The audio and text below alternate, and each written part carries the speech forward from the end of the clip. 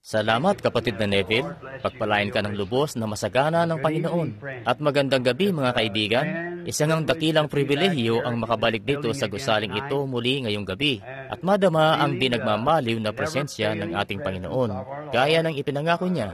At ngayon, alam kong marami sa inyo ang nanatili para sa munting mensahe ngayong gabi na ipinagpapasalamat ko ng lubos. At marami sa inyo ang bibiyahe pa ng malayo ngayong gabi para makauwi. Ang ilan ay umalis na sa tinutuluyan nilang mga motel sa pagkakaunawa ko. At sisikapin nating di na kayo panatilihin pa ng matagal. Kaya nga't inagahan na natin ang pagpunta rito para makauwi tayo ng maaga. At ngayon, sisikapin natin sa abot ng makakaya ko. Kaya nga't ipababatid ko kung kailan natin yun sisimulan. May mga natatanggap akong mga tawag nung hapon. Tinatanong kung kailan natin sisimulan yung mga aklat o yung mga kabanata. At sa palagay ko, kung loloobin ng Panginoon, tatalakayin ko sa susunod na magkita tayo ang tungkol sa 7 tatak ng Apokalipsis at ang 7 natural na tatak. At kung matapos natin yun agad, tatalakayin natin ang 7 tatak sa labas ng aklat, kita nyo? Ngayon, maaaring matagalan tayo roon. Kita nyo, may 7 tatak na nabuksan, may 7 salot, 7 trumpeta, ang lahat ng mga tigpipitong yun, at maaari nating unahin yung mga tatak. And nga't, ang labas ng aklat ay natatatakan ng 7 tatak. Narinig ni Daniel ang mga tinig, ang mga kulog, at pinagbawalang isulat yun. Pinagbawalan si Juan na isulat yun. Ayan nga't, natatatakan yung labas ng aklat, noon ngang tapos nang maibigay at maihayag ang lahat ng mga hiwaga sa aklat. Pansinin niyo ang sinabi ni Daniel doon. Ang mga hiwaga sa panahon ng mga tinig, ang hiwaga ng Diyos, ay mahahayag na sa panahon yan. Kita nyo? Ang hiwaga, kung sino nga ba ang Diyos, kung papaano nga siya nagkatawang tao, ang lahat nga ng mga yan ay mahahayag sa panahon yan. At pagkatapos noon ay tatalakayin na natin agad itong 7 tatak sa labas ng aklat, na ni hindi ipinahayag sa tao, ni hindi na isulat sa aklat, ngunit tiyak na di bubunggo sa lahat ng iba pang bahagi sa Biblia, at sa palagay ko'y napakaganda nga talaga nito. Kaya sisikapin na natin ngayong bilisan ito para matapos agad. Pinasasalamatan ko ang bawat isa sa inyo dahil sa inyong kabutihang loob at sa inyong pagdalo at sa lahat ng inyong mga ginawa. Lubos nga namin kayong pinasasalamatan. At ngayon, umaasa akong di namin kayo pananatilihin pa ng masyadong matagal sa gabing ito dahil nakapagtiyaga kayong maupo, tumayo. Sabi ng asawa ko riyan sa likod, may nasabi siya tungkol nung isang gabi. Sabi niya, nakakita ako ng mga kababaihang medyo malaki ang pangangatawan na nakatayo doon at basang-basa na ng pawis ang mga damit pero nakatayo pa rin at talagang inuunawa ng gusto ang bawat salita. Yan nga ang dahilan kung bakit nais kong manatili sa ilalim ng pahid ng Espiritu Santo na sa pagtungtong mo rito'y ang masasabi mo lang sa mga taong narito'y panay tunay na katotohanan, kita nyo, at sadyang wala ng iba kundi ang katotohanan at makasasandig sila roon at magiging maayos ang lahat. Ngayon, nais kong humingi ng paumanhin sa inyo para sa mga susunod na minuto. Medyo napaaga ang pagtatapos ko sa mensahe kaninang umaga at ihinto muna nila ang mga tape sa mga sandaling ito at sasabihin ko maya-maya sa mga tagapag-record kung kailan nila isasalang uli ang tape. Nais ko muna kasing tapusin itong paubos na pagbibilang. 5 minuto para riyan bago ako magtuloy-tuloy. Nakalimutan ko't nakaalis na agad ako kanina. Sadyang natangay ako ng husto kaninang umaga kaya tuloy nakaalis akong di man lang nasasabi kung ano ba talaga yon. Ayan nga, tila nabitin ko kayo sa ano nga ba ang paubos na pagbibilang. Kita nyo? Alam kong narito na tayo sa panahon na paubos na talaga ang pagbibilang. Subalit, ano nga ba ang paubos na pagbibilang? Kita nyo? Kung hindi nyo alam kung ano ang paubos na pagbibilang, kung gayon, kayo medyo maguguluhan yan. At kaya nais ko, kung nang tapusin nyo agad, at sisikaping masundan ko ang tono ko kanina para matapos ko na ang tape na ito ngayon, para may pamahagi na itong tape na paubos na pagbibilang. Ngayon humihingi ako ng paumanhin sa inyong lahat para sa kaunting sandali at nais kong tapusin na ang tape na ito. Makapaghihintay po ba kayo ng ilang saglit bago tayo magsimula sa panibago? At ngayon sa mga nasa tape recorder, kung maaari, pindutin nyo na ang mga tape ngayon. Kung saan saang dako pa tayo nanggaling at nagkaroon tayo ng mapagpalang sandali sa huling 3 mensahe rito na nangungusap tungkol sa paksa ng ng iba't ibang turo't aral at ng iba pa na natalakay dito. Naisip kong bigyan ng konting panahon ang mga nag-aasikaso ng tape para makapagsalang ng panibagong tape. Sasabihin ko sa inyo kung pwede nang pindutin. Bueno, ngayon, kailangan kong bantayan itong maigi. Ayun nga, para bang napakaraming seremonyang kailangang gawin. Pero mahalagang magawa ito ng mga kalalakihan natin dyan ng maayos. At hindi sila pwede magkamali. Kung magkamali sila ng pag-aayos, hindi ito maunawaan ng mga tao sa iba't ibang dako. Kaya iniingatan talaga natin ito. At kung maaari, lumabas ang isa sa inyo riyan sa may silid para sa inyo sa Nakaw Junior kung nakahanda na silang pagdugtungin yung mga tape. Maraming salamat, mga kapatid. Sasabihin ko itong muli. Salamat sa lahat ng inyong kabutihan at lahat na. Sige, nakahanda na tayo ngayon. Maaari nyo nang pindutin uli ang mga yan. Pagpalain po kayo ng Panginoon. Nagagalak nga tayong makaparito muli sa tabernakulo ngayong gabi. Punong-puno muli ang lugar ng maraming tao at nakatayo pang ilan sa palibot ngayong gabi. Sa 3 araw na o 3 beses na gawain. Nais kung ang sino mang nakikinig sa tape na ito na maaari silang pumunta rito at kumuha ng tape kagabi. Pag-aralan nyo ito pag-uwi nyo. Ito ang kasalukuyang yugto ng ministeryong ipinagkaloob sa akin ng Panginoon. Ayan nga't, nais kong mapakinggan talaga yan ng mga ministro bago ako dumalaw sa mga simbahan nila at bumisita sa kanilang mga tahanan. Ayan nga't gusto ko na makakuha sila nun. Ngayon, kaninang umaga ay nangusap tayo sa paksang paubos na pagbibilang. Nakahanda na ngang lumisan ang iglesia. At ngayon sa gabing ito, kung loobin ng Diyos, mangungusap tayo sa paksang sa Kanyang presensya. At lubos-lubos nga tayong nagpapasalamat sa Diyos dahil sa pribilehiyo na maaari tayong makalapit sa Kanyang presensya. Pero bago yan, nais kong makibuklat kayong lahat sa akin ng inyong mga Biblia sa Propeta Isaias, sa 6 na kabanata ng Propeta Isaias. Alam nating lahat na si Isaias ay isang pangunahing propeta at isa sa mga dakilang propeta ng kanyang panahon. Natapos ang kanyang buhay nung hatiin ang kanyang katawan ng mga lagari bilang patotoo, bilang martir sa kapangyarihan ng Diyos na makapangyarihan sa lahat. Sa aklat ng Isaias, sa 6 na kabanata, sisimulan ko sa 5 talata ang pagbasa. Nang magkagayoy sinabi ko sa aba ko, sapagkat siguro sisimulan ko na lang sa unang talata. Bigyan niyo lang ako ng konting sandali. Simulan natin sa unang talata at magbasa pababa hanggang sa 8 talata. Noong taong mamatay ang Haring Hosias, ay nakita ko ang Panginoon na nakaupo sa isang luklukan, matayog at mataas, at pinuno ang templo ng kanyang kalwalhatian. Sa itaas niya ay nangakatayo ang mga serapin. Bawat isa'y may 6 na bakpak, na may 2 na nagsisitakip ng kanyang mukha, at may 2 na nagsisitakip ng kanyang mga paa, at may 2 na naglilipad sa kanya. At nagsisigawang isa't isa at nagsasabi, Banal, banal, banal ang Panginoong Diyos ng mga hukbo, at ang buong lupa ay napuno ng kanyang kalwalhatian.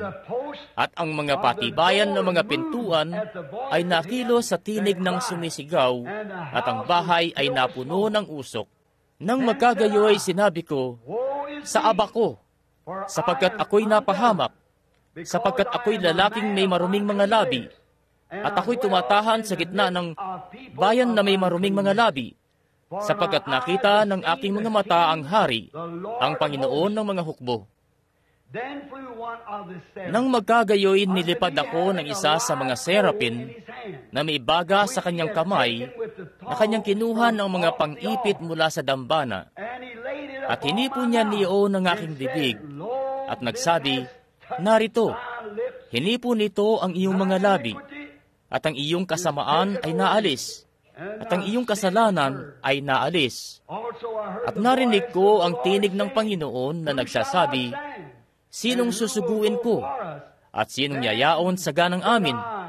Nang magkagayoy sinabi ko, Narito ako, suguin mo ako.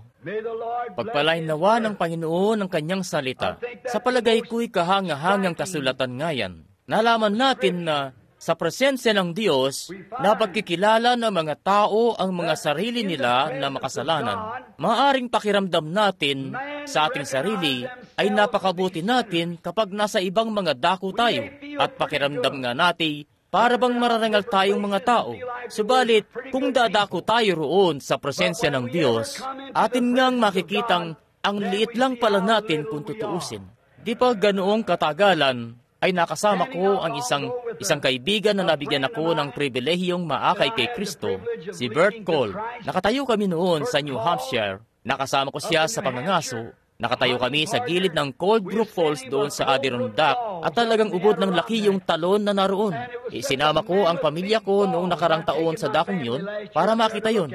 Masukal yung daan paakyat roon. Kailangan mong suungin yung sukal para marating yun. At noong makita na namin yung nagbeberde-berdeng asul na tubig na bumubuhos ng may ubod lakas na puwersa mula sa kabundukan at rumaragasa sa batuhan, tumayo roon si Bert at napatingin sa akin at sabi niya, "Grabe, Billy, parang ganito lang kaliit ang tao kumpara sa bagay na yan." Napasenyas pa siya ng sangkapat na pulgada sa mga daliri niya at sabi ko, "Siya nga, Bert." Ngayon, doon nga niya napagtanto kung ano ang pakiramdam ng mapapadako ka sa presensya ng Diyos sa pamamagitan nga nung pagtingin sa nilikang iyon ng Diyos. Iniisip-isip ko nga lagi yung taong sumulat ng How Great Thou Art, kung di pa siya noon namangha nung tumingala siyang isang gabi at tumingin sa mga bituin kung gaano sila kalayo. Ilang buwan na nga rin ang nakalilipas, kami ni na kapatid na Fred, kapatid na Wood at ako, nakatayo kami noon kasama si kapatid na McAnally doon sa disyerto ng Arizona.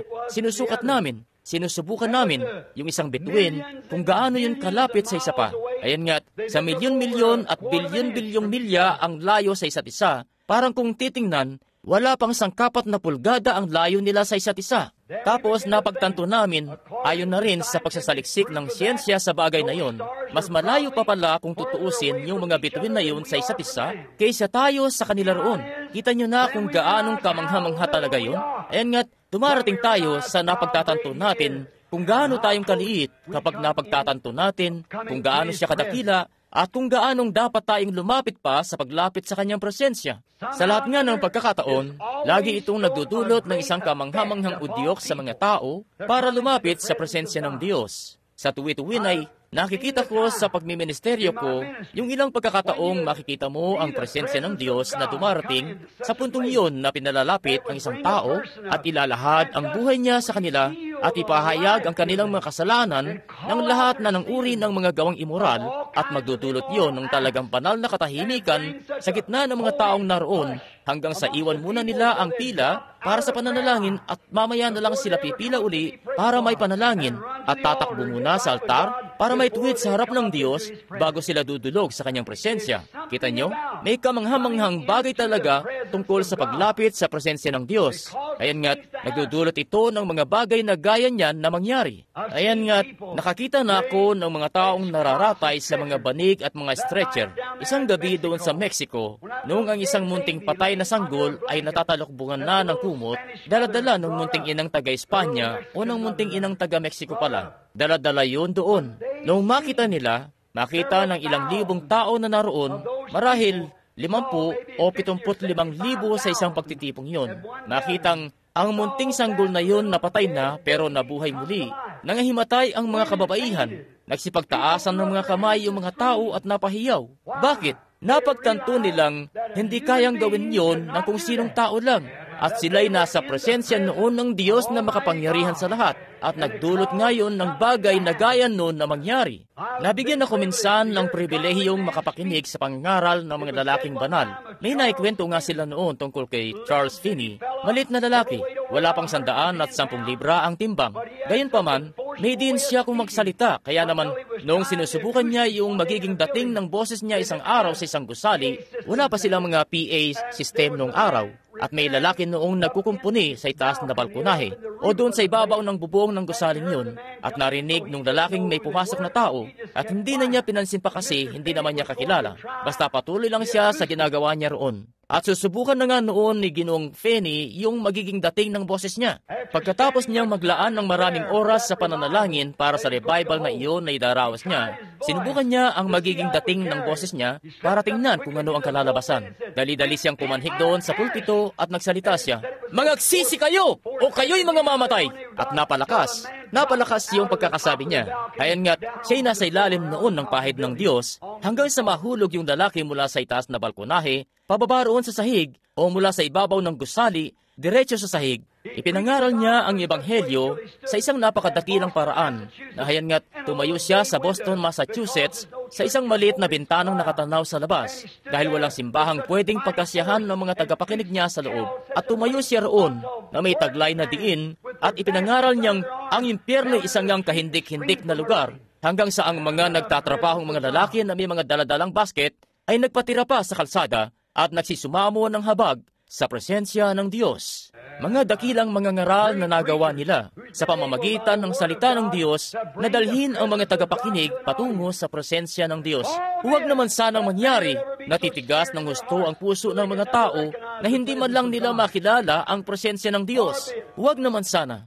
Noon ngang ang unang tao, noong katatapos pa lang niyang magkasala at makagawa ng bagay na mali, at noong lumapit na ang Diyos sa presensya niya, o lumapit siya sa presensya ng Diyos, si Adan, hindi siya makatayo sa presensya ng Diyos. Tumakbo siya at itinago ang sarili sa palumpong at pilit na tinatakpan ng sarili ng dahon ng igos sapagkat alam niya nakatayo siya sa presensya ni Jehovah, ang manlilikha. Iyon ang naging reaksyon ng unang tao. Matapos niyang magkasala at sumubok lumapit sa presensya ng Diyos na may kasalanan sa kanyang kaluluwa. Hindi siya makapagtago sapagkat mura pa siya. Hindi pa nakakakapit ng husto ang kasalanan na gaya ng pag-uugat nito ngayon sa puso ng mga tao. Pero sa kabila nun, may lubos siyang kamalayan na nakatayo siya sa harapan ng kanyang manlilikha. Ngayon, itinago niya ang sarili sa mga palumpong at ayaw niyang lumabas at hindi rin naman siya makalalabas hanggat may ihanda muna ang Diyos para sa kanya.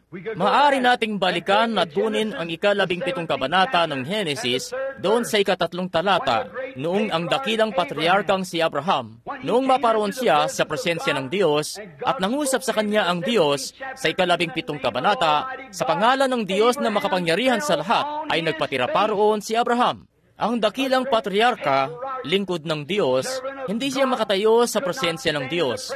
Bagamat naglingkod siya sa kanya sa loob ng 25 taon ng may buong katapatan. Ayan nga't, nung kumilos ang Diyos sa harapan niya, nagpatira pa ang patriarka dahil hindi siya makatayo sa presensya ng Diyos. Sa Exodo 3, nalaman natin doon na si Moises, ang dakilang lingkod at propeta ng Diyos, noong naroon siya sa likuran ng ilang, isa nga siyang banal na tao.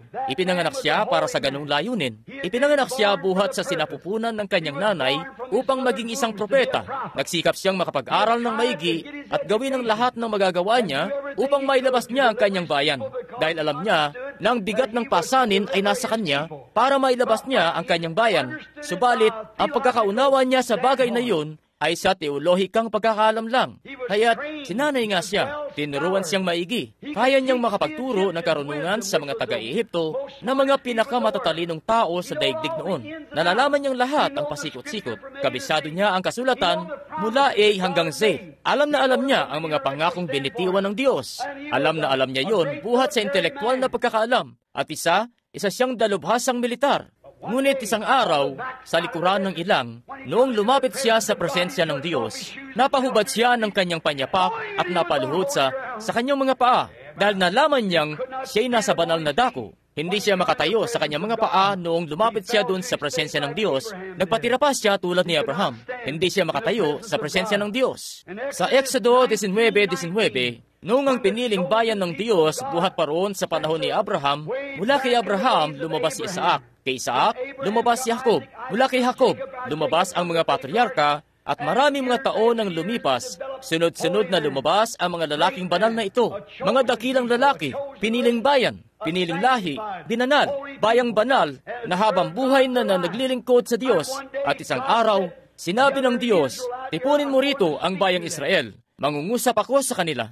Subalit, nung bumaba ang Diyos sa taluktok ng bundok ng Sinai at nagapoy ang buong bundok at pumaylan lang ang usok mula sa dakong yun na gaya ng isang hurno at umugong ang tinig ng Diyos, nagpatira pa ang bayang Israel at nagsabi, magsalita si Moises, datapot huwag ang Diyos, baka kami ay mamatay.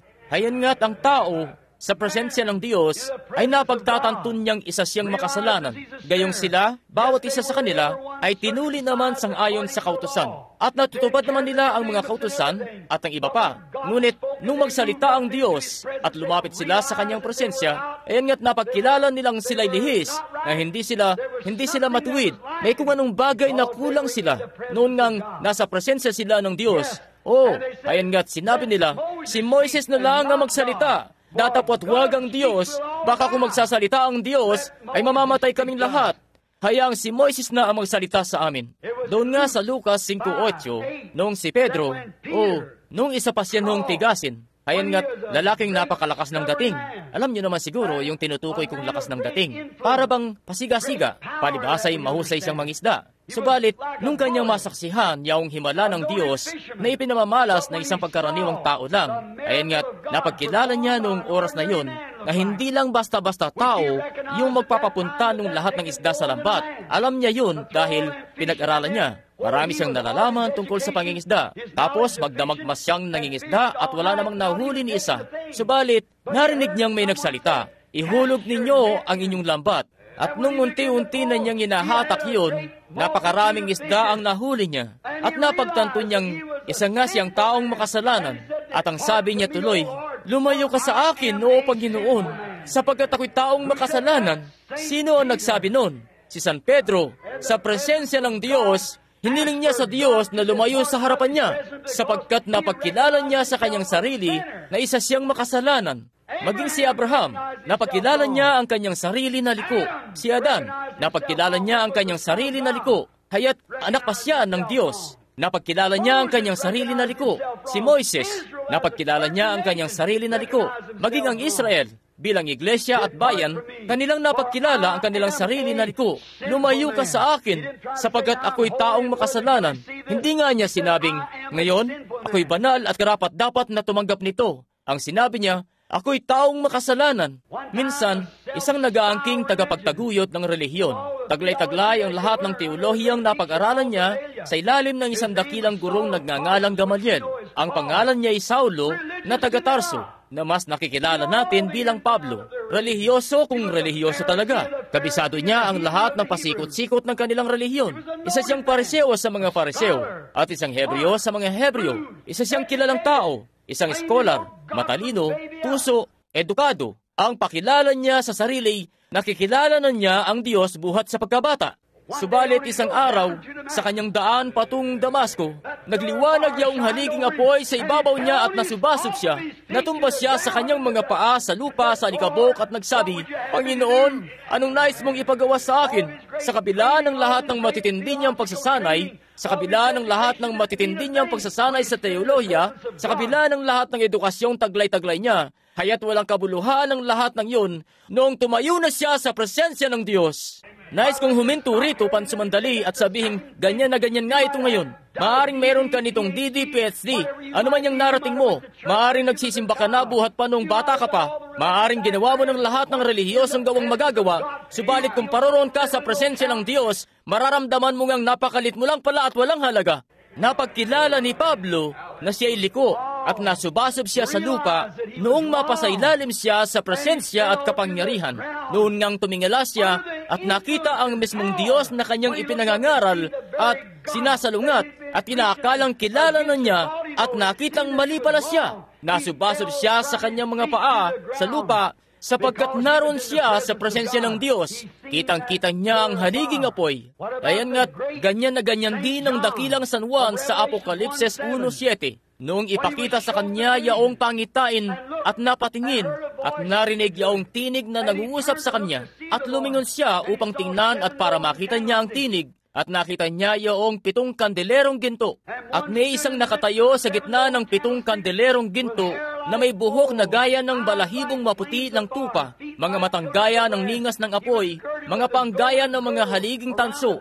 Siya'y nabibigkisan ng pamigkis na ginto sa may dibdib at tinatawag siyang Salita ng Diyos. At noon nga'y nakapaglakad na ang dakilang San Juan kasama ni Kristo at humilig pa sa kanyang sinapupunan. Nagkaroon nga siya ng pagkakataong gawin ang lahat ng mga bagay na ito. Kaya naman sinabi ko kaninang umaga, naging mas higit ang ministeryo ni Pablo sa alinman sa kanila. Hayan nga't gayong nakapaglakad si Juan kasama ni Jesus noon, nakipag-usap sa kanya noon, natulog din kasama niya, sumalo pa sa pagkain kasama niya, subalit nung makita niya na nakatayo siya roon sa isang nilwalhating kalagayan, sabi niya'y nasubasob siyang waring patay sa kanyang paanan. Amen! Isipin niyo yun. Marahil nakakasimba tayo at nangungusap at nagpupuri sa Diyos at nagagawa ang lahat ng ito. Ngunit, kapatid, kapag nakita na natin siyang dumarating, may kung anong bagay na magiging kakaiba sa ating mga puso. Marahil sa isip-isip natin, tumutupad naman tayo sa mga tungkulin nating pangrelihiyon sa pamamagitan ng pagsisimba at pagbibigay ng ating mga ikapu. Marahil iniisip natin tinutupad naman natin ang mga kautusan ng iglesia at sa ulo pa natin ang lahat ng mga kredo. Subalit, kung darating ang sandaling yon na itutuon na natin ang ating paningin sa Kanya, mababaliktad ng husto ang buo nating inaakala sa bagay na ito. Tiyak yun. Ang dakilang lalaking yun, si San Juan, isang dakilang lalaki naman talaga. Sinabi doon ng Biblia sa Apokalipsis 1:7 na nasubasub siyang waring patay. 3.5 taon niyang kasakasama si Kristo. Naging isa sa mga manunulat ng mga sulat. Sinulat niya yon habang sumusunod siya sa Kanya. Kumain siyang kasama niya sa dulang, natulog kasama niya sa papag, at sumama sa Kanya saan man ang Kanyang paroonan. Subalit nang ibaling niya ang paningin niya sa Kanya, walang natirang buhay sa loob niya. Nasubasub siyang waring patay sa sahig o sa lupa. Bueno, makikita natin si Isaias dito sa Isaias 6:5. Gaya ng binasa natin kani-kanina, ang dakila't makapangyarihang propetang ito. Isang nga siya sa mga pinakadakilang propetang naroon sa Biblia. 66 na aklat ang Biblia. 66 na kabanata naman ng Isaias. Sinimulan ni Isaias sa Genesis, tinugaygay niya ang bagong tipan sa kalagitnaan ng Isaias. Sa dulo naman ng Isaias ay tinugaygay niya ang millennium. Ayan nga't lapat na lapat sa Genesis, bagong tipan at Apokalipsis, lapat na lapat.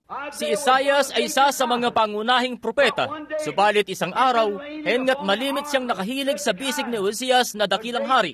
Kinuha na sa kanya noon si Uzias at siya ay lubhang nalungkot. Napakabuti niyang tao. Isa siyang mabutit matuwid na tao. Ayon nga't kinilala siya nitong matuwid na hari na isang mabuting hari bilang isang taong banal at pinananatili siya sa kanyang templo. Nakakakita ng mga pangitain si Isaias. Isa siyang propeta. Nagpangaral ng salita si Isaias. Isa siyang ministro. Isang taong banal si Isaias. Subalit isang araw, habang nakatayo siya noon sa templo, nawalan siya ng diwa at nakita niya ang kalwalhatian ng Diyos. Nakita niya ang mga anghel na may mga pakpak na nagsisitakip sa kanilang mukha. Mga pakpak na nagsisitakip sa kanilang mga paa. Nagsisilipad gamit ang mga pakpak. Sumisigaw, "Banal! Banal! Banal ang Panginoong Diyos na makapangyarihan sa lahat." Napagtanto ng propetang iyon na wala siyang kabuluhan. Sabi niya, "Sa aba ko, sapagkat ako'y lalaking may maruming mga labi." Isang propeta, isa sa pinakamakapangyarihang propeta ng Biblia.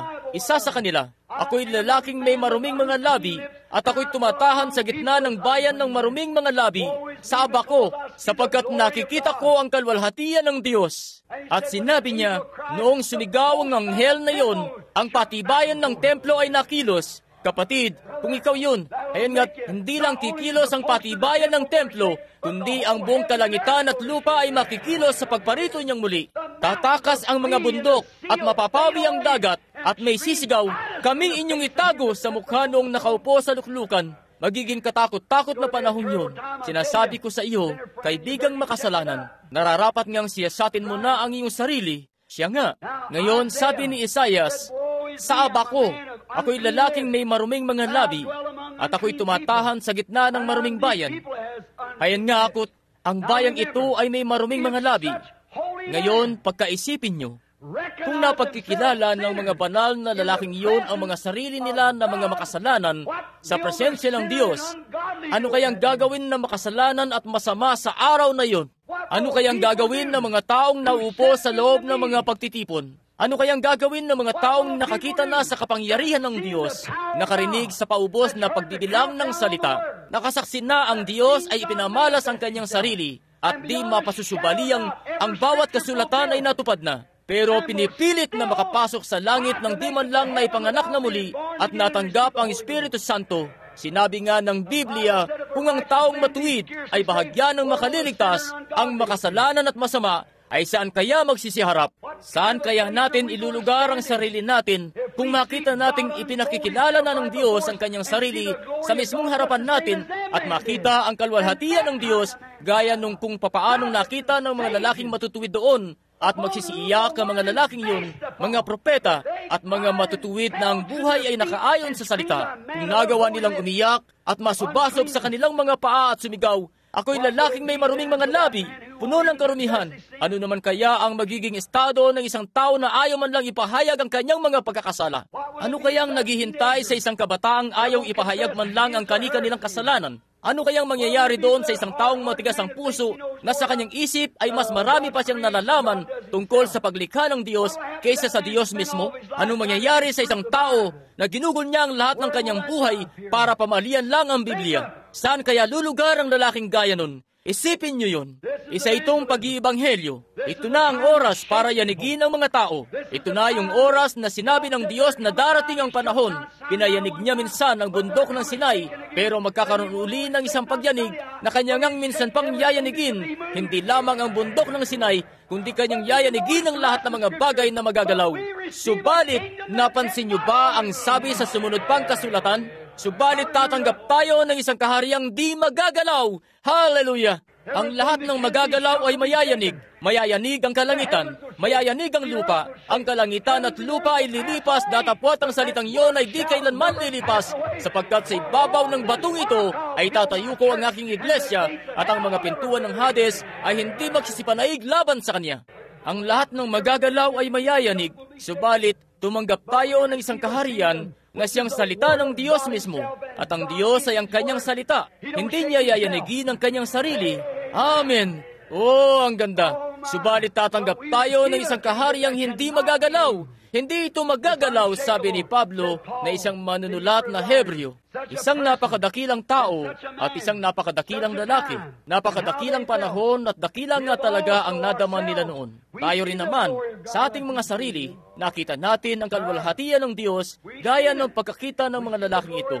Siya nga, nakita talaga natin ito. Nakita rin naman natin ang kalwalhatian ng Diyos na gaya ng pagkakita rito ni Abraham. Nakita natin ang kalwalhatian ng Diyos na gaya ng pagkakita rito ni Moises sa siyaring haliging apoy, sa siyaring kapangyarihan ng Diyos, sa siyaring Kristong nagpahayag ng kanyang sarili, nagpakita ng kanyang sarili, nagbibigay ng katuparan sa kanyang mga salita sa huling araw. Papaano nga natin magagawa kung gayon na lumakad na lang na para bang wala itong kabuluhan? Papaano natin magagawang lumakad na lang at ang panghawakan na yung ating mga kredo at mga denominasyon at ang salita ng Diyos ay di man lang natin kayang tanggapin? Anong mangyayari sa atin sa araw na yon? Papaano na tayo sa panahon na yon? Kapag atin nang masaksihan ang kalwalhatian ng Diyos, tatayo sa isang gilid ang ilan at pupulaan ito. Tatawanan ito ng ilan. Tatawagin itong kapanatikuhan. Tatawagin itong pagbabasa ng isip. Tatawagin itong Beelzebub. Babansagan ito ng kung ano-ano ng ilang tao. Gaya nga ng sinasabi sa isang lumang kasabihan, mapusok na tatahakin ng mga mangmang ang pinangingilagan ng mga anghel na lakaran. Siya nga, ang mangmang ay nagsabi sa kanyang puso, walang Diyos. Gayong nakikita naman niya ang Diyos ng ganap na hayag sa kanyang sariling salita, hindi sa pamamagitan ng kredo, kundi sa kanyang salita. At pagkatapos, yuyurak-yurakan ito at lilibakin ito. Isa talaga siyang mangmang. Sapagkat, ayan nga't, ang Diyos ay ang salita, at inihayag na ng Diyos ang kanyang sarili sa kanya.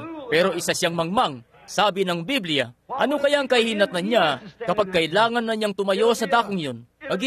Magiging kahindik-hindik talaga yon para sa taong yon sa araw na yon, para sa masasama. Subalit, ang mga makasalanang nagsisi, ayun nga't, hindi nila kailangang matakot pa. Oh, hindi na. Ang makasalanang magsisisi, alam niyang may isang duguang haing naghihintay upang humalilis sa kanyang lugar. Yan ang nagbibigay sa akin ng kaaliwan. Nakita ko na ang kalwalhatian ng Diyos. Nadama ko na ang kanyang kapangyarihan. Alam ko ang paghipo ng kanyang kamay. Alam ko ang paghipo ng kanyang pagtutuwid. Alam kong siya ang Diyos. Alam kong ako ang dapat na mapahamak. Subalit may isang tatayo roon para sa akin. Amen.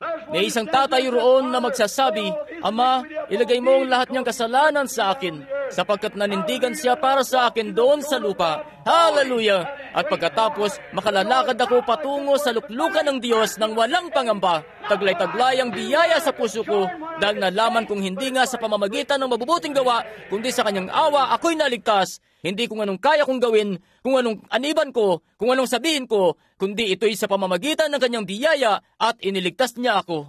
Kaya naman yung makatang nakaunawa noon napasigaw siya, kamanghamanghang biyaya, napakasarap sa tinga.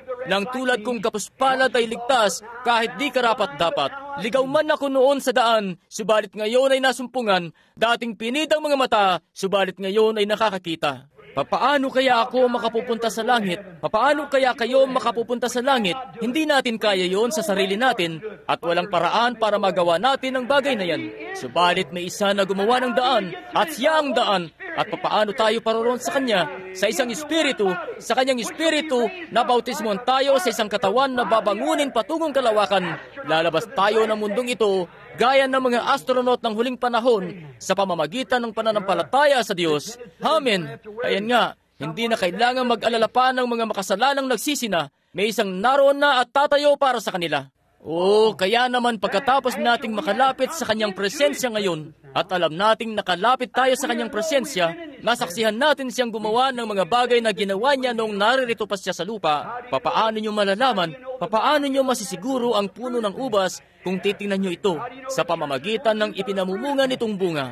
Papaano niyo masisiguro ang iglesyang dinadaluhan niyo sa pamamagitan ng ipinamumunga nitong bunga? Sinabi ni Jesus, ang sa akin ay sumasampalataya, ay gagawin din naman niya ang mga gawang aking ginagawa. Lalakip ang mga tandang ito sa magsisisampalataya. Ngayon, naunawaan nating hindi niya tayo kailanman itinalaga upang bumuo ng mga denominasyon. Hindi niya tayo kailanman itinalaga na humayat gumagawa ng mga kredo. Ayan nga't binabalaan pa nga niya tayo laban dito. Sapagkat ang sino mang mag-aalis ng anuman mula dito o magdadagdag ng anuman dito ay aalisin din naman ang kanilang bahagi sa aklat ng buhay. Kita nyo? Ayan nga't, hindi tayo itinalaga para gumawa ng kung ano-ano kundi manatili sa salita. At kung tunay ngang isinugo ng Diyos ang isang tao, mananatili ang taong iyon sa salita. Sapagkat magsusugo lamang ang Diyos sa pamamagitan ng kanyang salita. Kita nyo? Kita nyo? Mananatili talaga siya sa kanyang salita. Kaya naman sa pagpasok natin sa kanyang presensya, kapag pumasok ang isang tao sa presensya ng Diyos, mababago siya magpakailanman kung magpapabago siya. Ngayon, meron din namang mga lumalapit sa presensya ng Diyos, pero hindi ito binibigyang halaga. Hindi itinakda ang taong iyon sa buhay. Dahil kung itinalaga nga siya ng Diyos ng una pa, pagkatama ng unang pagkilos, ay makikilala niya yun. Mag-aalab yun. Tingnan niyo yung hamak na patutot doon nung araw na yon sa Samaria. Ang babaeng yun, napakasama ng kalagayan niya sa mental at pisikal na aspeto. Alam natin yun. Subalit, pagkakita niyang ipinangyari ang tandang yon ng Mesiyas, sinabi niya, alam naming darating ang Mesiyas upang gawin ito. Ikaw marahil ay kanyang propeta. Kanyang sinabi, ako ang Mesiyas na iyon na isinulat na darating. Nakilala yun ng babae. Hindi na siya nagtanong-tanong pa. Pumayos siya kagad-agad. Taglay ang pananagutan na yon, na pagkatapos niyang masumpungan yon at makapasok sa presensya ng Diyos, ay may pananagutan siyang sabihin sa iba ang tungkol doon. Hallelujah! Ganoon nga, ang sinumang taong pumapasok sa presensya ng Diyos ay may pananagutan sa harapan ng Diyos mula sa sandaling yon na ipagsabihan tungkol doon sa iba. Tingnan niyo si Abraham, tingnan niyo si Moises, tingnan niyo si Pedro, tingnan niyo si Pablo. Sa sandaling yon na nakapasok sila sa presensya ng Diyos, napagkilala nila ang kanilang mga sarili na makasalanan at tinatakan ng kanilang patotoo ng kanilang pamumuhay. Tingnan niyo yung hamak na babae. Hindi siya nagpatumpik-tumpik, nagtungo siya sa bayan at sinabi yon sa kalalakihan, hali kayo, tingnan ninyo ang lalaking nagsabi sa akin ng mga bagay na ginawa ko. Hindi ba't ito ang Mesiyas? Hindi nila mapasusubalian ito, sapagkat batay ito sa kasulatan. Tunay. Oo, kailangan nga nilang gawin yon. Sino man, kapag tayo nabigyan ng pananagutan na sabihin yon sa iba gaya ng ginawa ni Moises, gaya ng ginawa ni Pedro, gaya ng ginawa ni Pablo, pagkatapos nga na makita nyo ito at makapasok sa kanyang presensya, may pananagutan kayo na dalhin naman ang mensahe sa iba. Sadyang hindi kayo maaaring paupupo na lang dito. Kailangan nyo itong dalhin sa iba. Naaalala ko ang isang matandang kapatid na babae na laging dumadalo rito noon. Ang nanay ni kapatid na Graham Snelling. Lagi siya rito sa simbahan at may awit siya, sadyang di ko mapigilang humayo. Ako'y tatakbo at sadyang di ko mapigilang humayo at ako'y di lang uupo-upo. May bagay kasi siyang nasumpungan. Naparoon ako noon sa isang maliit na simbahan ng mga kapatid nating itim dito sa Louisville at lahat sila'y nakatayo talaga noon. Habang awit-awit, ako'y tatakbo sa lansangan ng hari. Nasumpungan ko ito at tahak-tahak na ang lansangan. May kung anong bagay kasi rito na kapag nasumpungan mo na si Kristo, hindi ka mapapakali. Sa nalalabi mong araw ay isa ka ng binagong tao. Dahil kapag ang buhay at buhay ay nagtagpo, magbubunsod ito ng nagliliwanag na ilaw. Tunay nga, kapag ikinonekta ang bombilya sa kawad, kung maayos na bombilya ang gamit, siguradong magbibigay yon ng ilaw. Kapag nagtagpo ang kuryente at bombilya, wala nang maaari pang mangyari, kundi babalot sa paligid ang liwanag, tiyak na gagawin nito yon. At kapag ang isang lalaki o isang babae ay itinakda na ng una pa lang sa buhay na walang hanggan, at masaksihan nilang ang kuryente ng Diyos ay kinakatagpo na ang bombilyang yon, babalutin nito ng liwanag ang alinmang dako na marating nito. Siguro'y wala pang 10 watt ang kaya mong ibigay, pero babalutin at babalutin mo pa rin ang paligid ng kung anumang ilaw na kakayanin mo. Kung hindi kayaong may kakayahang magbigay ng 500 watt na ilaw, ibigay mo ang 10 watt na liwanag mo. Ibahagi mo ang ilaw mo. Lumiwanag na gayon ang inyong ilaw sa harap ng mga tao upang makita nila ang inyong mabubuting gawa at kanilang luluwalhatin ang inyong Ama na nasa langit. Siya nga po, kapag nakakatagpo ng isang tao ang Diyos, napagkikilala niya ang kanyang sarili na walang halaga. Paano nga ang isang tao ay makalalakad at magyayabang tungkol sa kung gaano siya kadakila at kung ano-anong lahat ang nagawa niya, gayong wala naman siyang halaga. Wala siyang halaga kung tutuusin. Noong araw doon sa Memphis, Tennessee, o sa palagay ko hindi sa Memphis, basta sa isang lugar, kasama ko noon si kapatid na Davis at nagdaraos kami ng isang revival. Memphis nga siguro. At kami nagpunta sa isang koliseo at meron sila roong, hindi pala koliseo, parang isang tanghalan ng mga likhang sining at meron sila roong mga malalaking estatwa na galing pa sa iba't ibang bahagi ng mundo. Sari-sari yun. May Hercules at kung ano pa. At mga larawang pinta ng mga tanyag na pintor. At meron nga rin silang pagsusuri patungkol sa isang lalaking tumitimbang ng 150 libra. Alam niyo ba kung ano ang halaga ng lalaking yon? 84 na sentimo. Ganun lang kamura. 84 na sentimo lang ang halaga ng lahat ng chemical na makukuha mo sa kanya. Kasing halaga lang ng kalburong ibinubudbod sa pugad ng manok at konting-konti lang pala siya. Konting calcium, konting potas lang. Nagkakahalaga lang ang lahat ng iyon ng 84 na sentimo. Ayan nga't pinag-aaksayahan natin ng panahon ang 84 na sentimong yan at pinamimihasa pa. May 2 binatilyong nakatayo roon at napatingin yung isa sa isa pa. Sabi, Jim, hindi pala kalakihan ang halaga natin, ano? Sabi niya, ganun na nga dyan. Sabi ko, pero sandali lang mga iho. May kaluluwa kayo riyan sa loob na nagkakahalaga ng 10,000 mundo na natubos. Matutubos ng kapangyarihan ng Diyos kung kayo'y makapagpapasya lamang na pahintulutan yon. Ang tao, kapag nasaksihan niya ang mga bagay na ito, may pananagutan siyang sabihin ito sa iba. Nasaksihan ko ito nung isa pa lamang akong batang paslit. Ginugol ko mula noon ang buong buhay ko rito. Nalulungkot lang ako, may 1 buhay lang ako. Kung pwede lang sanang may 10,000 ako. Kung may walang hanggan ako para riyan, ikagagalak kong gugulin yon para ipagsabi ito sa mga tao, pagkat ito na talaga ang pinakadakilang bagay na nasumpungan ko kailanman. Kung babasahin nyo sa Ezekiel 33, sa ika-33 kabanata ng Ezekiel, may bantay roon na pinagbabantay sa isang tori. At yan nga't pananagutan ng bantay na ito ang buong bayan. Amen. Ngayon, kaya gumising na, gisingin nyo na ang inyong sarili sa inyong espiritual na kamalayan pansumandali sa aking pagtugaygay sa kasulatang ito. Ang bantay ngang iyon ay kailangang dumaan sa matinding pagsasanay.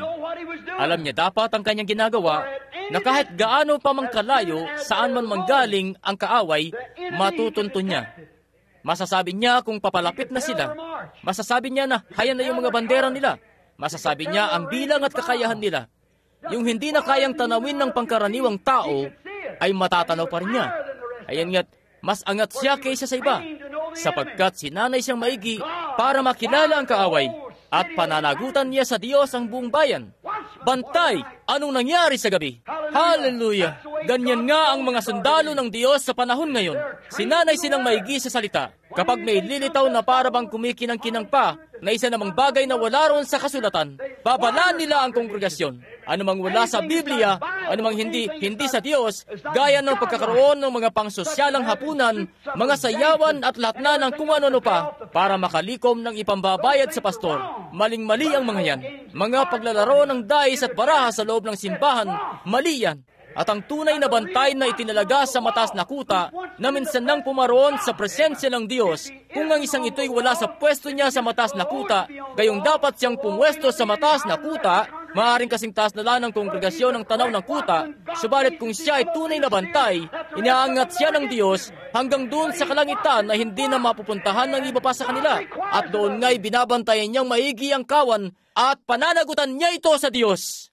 Ang tao ng Diyos na nakatayo sa presensya ng Diyos at nalalamang ang Diyos ay Diyos at nalalamang tinutupad ng Diyos ang kanyang salita at minamasdan ng Diyos na pinamamalas ang kanyang sarili at ginagawa ang kanyang tungkulin at tinutupad ang kanyang salita. Kung magkagayon, kahit na gaano pang karaming organisasyon o denominasyon ang magsusubok na wasakin ito, alam niya ang bilang at kakayahan ng kalaban. Amen. Alam niya kung anong sasabihin sa kongregasyon. Itong tunay na bantay na ito. Kung ipinahayag na natin na dahil sa Kanya, nakaparoon na tayo sa Kanyang presensya, at ipinahayag na natin ang ating mga pagkakasala, papawiin na ang mga ito sa aklat ng Kanyang alaala. Walang sinuman ang may kakayahang gawin ito, kundi ang Diyos lang. Ngayon, maaari ngang makagawa ka sa akin ng anumang bagay, mapapatawad kita. Pero maaalala ko ang nagawa mo. Kung makagagawa ako ng anuman sa inyo, patatawarin niyo ako, pero maalala niyo pa rin yung ginawa ko. Subalit may kakayahan ng Diyos na magpatawad at kumalimot. Isipin niyo yun. Hindi na kailanman aalalahanin ito. Amen. Ang gaan talaga sa pakiramdam ang malaman niya, na hindi na ito aalalahanin pa. Walang makagagawa nun kundi ang Diyos lang. Walang makagagawa nun kundi ang Diyos lang talaga. Ang sabi niya ay, papawiin niya yun sa kanyang aklat ng alaala. Hindi ko kayang gawin yun. Hindi niyo kayang gawin yun. Dahil napakalimitado lang ng kaya nating gawin. Subalit, siya'y di malilimitahang Diyos. May kakayahan siyang ganap na kalimutan na nagawa ito. Amen. Isang dalagita buhat sa isang simbahan sa probinsya. Ang ama nga niya'y makaluma, malakas ang boses na mga ngaral o miyembro sa iglesia. At noong lumipat yung dalagita sa siyudad, nakihalubilo siya sa mga kababaihan doon at kumilos na tuloy siyang gaya ng kinikilos nila at sunod na rin siya sa mga uso. At isang araw, para bang nahihiya siya at bibisita kasi ang tatay at nanay niya o tatay lang pala dahil wala na pala siyang nanay. Pagkatapos, yung matandang lalaki, total wala naman siyang ibang gagawin. Babangon sa umaga, kakain ng agahan at kukunin ng Biblia at babasahin yun. At hahagulgol at mananalangin at sisigaw buong araw at tatakbong parot-parito sa may silid at medyo nahihiya na yung dalagita dahil ganun nga. Pagkatapos, kahit 10 oras na ng gabi, kapag nahahawakan ng tatay yung Biblia, tapos babasahin yun, babangon siya sa higaan at sisigaw, luwalhati ng Diyos! Hallelujah! O luwalhati ng Diyos! Magpapapadyak pa siya at hahagulgol ng kalahating gabi. Tapos isang araw, yung dalagita ay may mga inaasahang panauhing darating na mga kasamahan niya sa dinadaluhang simbahan para sa isang munting salo-salo, gaya ng lagi nilang ginagawa, alam nyo, kaya hindi niya tuloy malaman kung anong gagawin niya sa tatay niya. Paano nga ba? Tatay pa naman niya yun.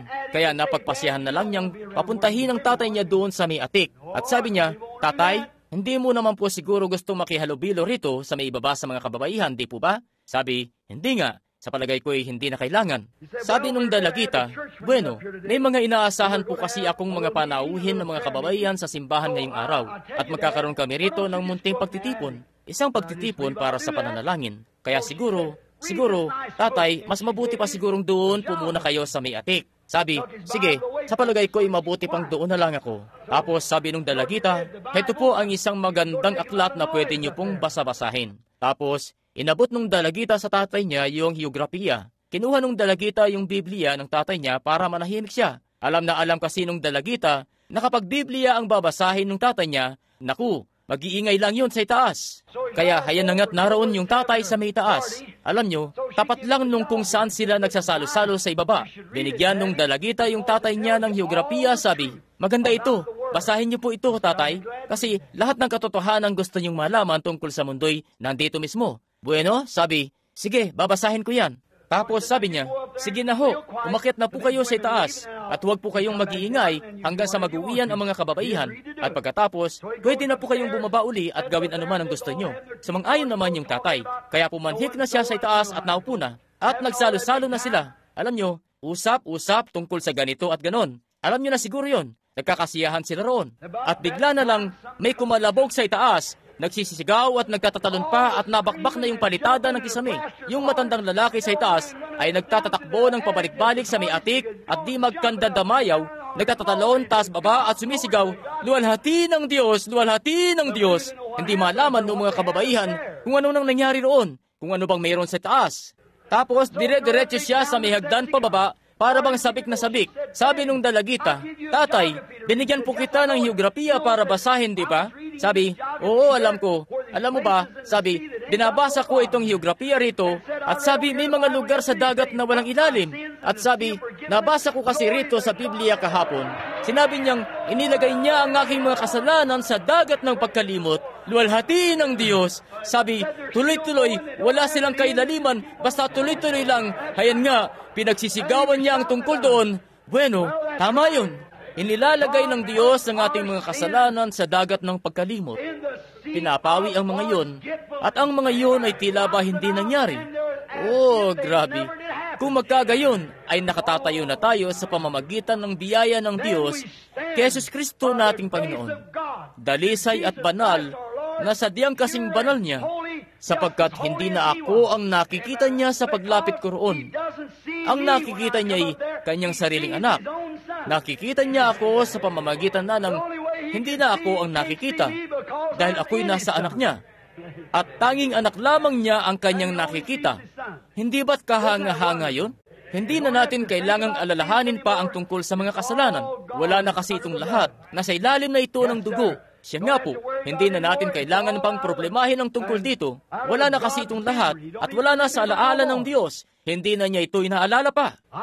Si Isaias, ang dakilang propetang yun, nung ipinahayag niya ang kanyang mga kasalanan, ang sabi niya, "Sa aba ko, sapagkat ako'y lalaking may maruming mga labi." Isang propeta, ako'y lalaking may maruming mga labi, at ang aking kongregasyon ay may maruming labi. Kita nyo? Ang mga taong pinangangaralan ko, marumi sila. Ako'y marumi, at sa aba ko. Ayan nga't, bumababa ang isang grupo ng mga anghel mula sa kalwalhatian ng Diyos, hinahawi ang mga ulap, at tumingala ako roon, at nakita ang kanyang kalwalhatian, na pinupuno ang buong kalangitan. At pinagmasdan ko ang mga anghel na yon na di man lang nalalaman kung ano ang kasalanan. Ni hindi nila nalalaman kung anong kasalanan, at doon sa presensya ng Diyos, nagsisitakip sila ng 2 pakpak sa kanilang mga mukha. Nagsisitakip sila ng 2 pakpak sa kanilang mga paa, at nagsisilipad sila gamit ang 2 pakpak, at sumisigaw sila araw at gabi, "Banal, banal, banal ang Panginoong Diyos." Mararamdaman mo talagang napakarumi mo dahil dyan, di ba? Ngayon, anong ginawa niya? Sabi niya, "Sa aba ko." At nung ipinahayag niya ang kanyang mga kasalanan at nagsabi, "Sa aba ko," nagpunta ang anghel at kinuha ang mga pang-ipit, kumuha ng naglalagablab na baga na kumakatawan sa banal na espiritu at apoy, at lumapit, at hinipon niya sa mga labi ng propeta at nagsabi, "Nilinis na kita." At hinawi ng mga pakpak, hinawi yung mga tabig ng panahon, at narinig niya ang Diyos na nagsabi, "Sinong yayaon sa ganang amin?" Hayan nga't, matapos niyang malaman na may paraan pala para mapawi ang kasalanan, ninais ng Diyos na may yumaon sa ganang kanya. At kaya sinabi niya, "Narito ako, suguin mo ako." Pumaron siya sa presensya ng Diyos at ipinahayag ang kanyang mga kasalanan at nilinis sa kanyang mga kasalanan at nahahanda na siya para sa paglilingkod. Amen. Gaya nung makatang nakaunawa noon ang sabi, "Milyon-milyong lugmok sa salat kahiyan ang nagsisipanaw. Inyong pakinggan ang kanilang pananaghoy na mapait at mapanglaw. Magmadali ka, kapatid. Magmadali kang sila iligtas mo. Agad kang tumugon, 'Panginoon, narito ako.'" Sa tuwing naiisip ko ang Afrika, ang India, at ang buong mundo, milyon-milyong mga pagano ang sumisigaw at umiiyak para sila'y kahabagan. At sinong pwedeng humayo doon? Hindi yung basta-basta na lang mag-aabot ng maliliit na babasahin, kundi dalhin talaga si Jesus Kristo sa kanila. Isang tao na nasa kanyang presensya, katulad ni Moises, ang kailangang humayo doon at ipakikita sa kanila ang tunay na pagliligtas. Hindi yung paanibin sila sa iglesia o makikipagkamay at magtuturo ng kredo, kundi maghahatid ng pagliligtas sa kanilang kaluluwa. Kailangan nga ng isang mabuting taong banal. Oo, maging si Isaias ay ipinahayag niya ang kanyang mga kasalanan at siya'y nilinis. Matapos ngang makipagbuno ni Jacob buong magdamag, nung inihahayag niya ang kanyang mga kasalanan, naalala niyo pa ba ang lugar kung nasaan siya noon? Tinawag yung Peniel, P-E-N-I-T-E-L, Peniel. Ang salitang Peniel sa Hebreo, ang ibig sabihin ay ang mukha ng Diyos na makapangyarihan sa lahat. Si Jacob, ang munting mandaraya, namuhay siya na nagtatago sa buong, ang pangalan niya ay Jacob, nang ibig sabihin ay mga agaw, isang manlilin lang. Buong buhay siyang nagtatago, palayo sa Diyos. Subalit nung mapunta siya sa presensya ng Diyos ng isang beses sa Peniel, nakaharap ng mukha ng Diyos. Kumapit siya ng husto sa Diyos at ayaw na niya siyang pakawalan pa. Diyos, kailangan namin ng maraming mga Jacob. Kumapit siyang maigi nung makaharap niya ng mukha ng Diyos. Sa presensya ng Diyos, hindi talaga siya bumitiw hanggang sa magbukang liwayway. Sinabi ng Diyos, bitiwan mo ako, sapagkat sumisikat na ang araw, at hindi siya bumitiw sa kanyang pagharap ng mukhaan sa Diyos hanggang magbukang liwayway na. Ayan nga't, umayos siya pagkatapos na inaring ganap at ligtas. Napakadakilang bagay nga nun. Ngayon, naisipin ang pakipagbunong pinagdaanan niya. Ayan nga't, naging saksi siya sa mga tanda ng Diyos. Nagkaroon siya ng mga panaginip tungkol sa Diyos. Ngunit doon nga sa pagkakataon siya humarap ng talagang mukhaan sa Diyos, sa presensya ng Diyos. Isipin niyo yun, mga kaibigan. Ngayon, habang binibilisan na natin ito, sa presensya ng Diyos, nababago ang isang tao. Nabago nga noon si Jacob. Sa oras nga ngayon, ay nakapaglalakad na siyang kasama ang Diyos. Ibang-iba na siya kumpara sa kung ano siya noong magtungo siya roon. Tapos na ang pakikipagbaka. Siya nga po, at nagsimula na siya magtayo ng isang dambana. Hindi nga siya sanay na magtayo ng mga dambana. Alam nyo, ngunit sinasabi ko nga sa inyo, kapag nakaparoon kayo sa presensya ng Diyos, na naisin nyo nga magtayo talaga ng isang dambana kung saan man yan. Nais nyong makahanap ng isang dako kung saan maaari kayong makapanalangin. Nagtayo nga siya roon ng dambana. Nilinis na siya. At nanaig ang Diyos. At si Jacob ay binago mula Jacob, mga agaw, naging Israel. Isang prinsipe, nakipagpunyagi sa Diyos. Ganoon ang nangyari kay Jacob. Ang mga agaw, ang mandaraya, ang di matuwid, ang masama, ang manlilinlang. Tinaya niya ang kuya niya. Ninakaw ang pagkapanganay, gaya nga ng nangyari mula sa kuya niya sa pamamagitan ng panlilinlang. Napakatuso talaga. Nilinlang niya pati kanyang biyanang lalaki. Nagtusok siya ng mga sanga ng alamo at nagkaroon siya tuloy ng mga guyang may batik. Noong ang mga inahing baka na naglilihi ay nagsisipunta roon, pinagmamasdan yun. At gayon din ang mga tupa. Pagkakita sa batik-batik na sangang naroon, ay naging batik-batik ang mga iniluwal nun. May mga markas sa balat. Mandaraya talaga. Dinaya ang sarili niyang biyanang lalaki. Dinaya ang kanyang nanay. Dinaya ang kanyang tatay. Dinaya ang kanyang kuya. Subalit, nung pumaroon siya isang beses sa isa nga siyang mandaraya, takbo rito, takbo roon, laging nagtatago sa Diyos. Nagtatago sa kanyang kuya. Subalit, nung mapunta siya sa presensya ng Diyos, napagkilala niyang isa siyang makasalanan. Anong ginawa niya? Nakita niyang nabigyan siya ng pagkakataon. Nakatagpo niya ang isang bagay na hindi niya naiisip-isip dati at nanatili siya roon hanggang sa maalis ang lahat ng mga kasalanan. Ang ganda. Kinuha siya ng Diyos para pumaroon siya sa kanyang sariling presensya. Gumagawa ang Diyos ng paraan para makaparoon ng mga tao sa presensyang naroon. Pagkatapos noon, ay nasa kanila na ang pagpapasya. May iba pipiliing tumakbo palayo sa kanya. Ang iba naman tumatakbo patungo sa kanya. Kung itinalaga na sila ng una pa sa buhay, sasampalatayanan nila iyon. Kakapit sila roon.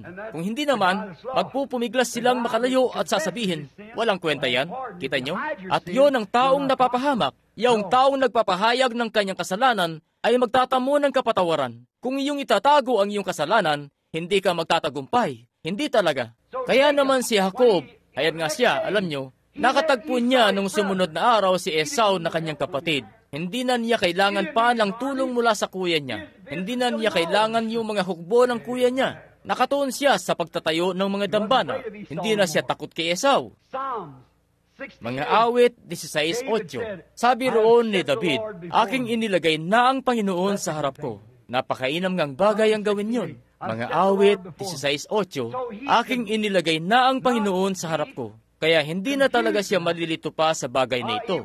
Nais niyang di na mawaglit pa sa diwa niya ang kanyang presensya. Kaya sinabi ni David, aking inilagay na lagi ang Panginoon sa harap ko.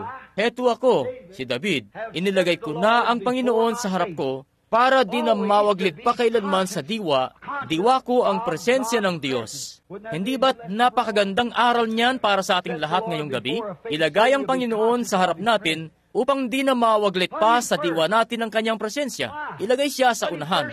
Bakit? Ilagay siya sa unahan, sa harap nyo. Bakit? Nang sa gayon, hindi na kayo magkasala pa kapag batid nyong kayo'y babad na sa tuwina sa presensya ng Diyos. Kapag batid nyo kasing nariyan sa palibot ang Diyos, binabantayan nyo ang sinasabi nyo. Ang isang tao, kapag iniisip niyang wala naman diyan ng Diyos, magmumura siya, magnanasa siya sa kababaihan, magagawa pa niyang magnakaw, mandaya, magsinungaling. Kung ano-ano ang gagawin niya, dahil iniisip niyang hindi naman siya nakikita ng Diyos.